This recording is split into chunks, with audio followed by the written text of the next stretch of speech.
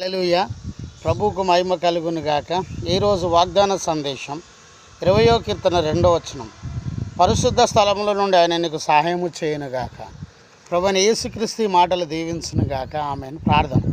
ప్రభువా, ఈ వాక్యం దీవించి మాతో మాట్లాడి మీ స్వరం వినిపించి వినగల చెవులు గ్రహింపగల హృదయం దయచి యేసు నామములో ప్రార్థిస్తున్నాం తండ్రి. ఆమేన్.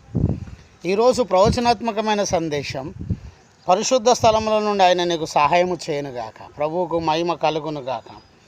యుద్ధంలో విజయము దేవునిదే, దేవుడే దయచేయును. ఆయన యందు విశ్వాసం ఉంచితే చాలు. నీ పరిచర్యలో, నీ కుటుంబంలో అద్భుతం జరుగుతుంది. అప్పులు, ఆర్థిక సమస్యలన్నీ ప్రభు తీసివేస్తాడు. మరి దేవుడు నీకు సహాయం చేయాలంటే నీ కుటుంబంలో, వ్యాపారంలో, నీ ఉద్యోగంలో, నీ వ్యక్తిగత జీవితంలో దేవుడు సహాయం చేయాలంటే ఏం చేయాలి?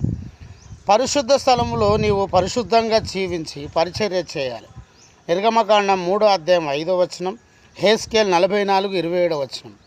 రెండోది, పరిశుద్ధ స్థలంలో నీవు అర్పణలు అర్పించాలి, అభివృద్ధి పొందాలి. నిర్గమకాండం 36:3, 1 సమూయేలు 2వ అధ్యాయం 21 వచనం. మూడోది, పరిశుద్ధ స్థలంలో నీవు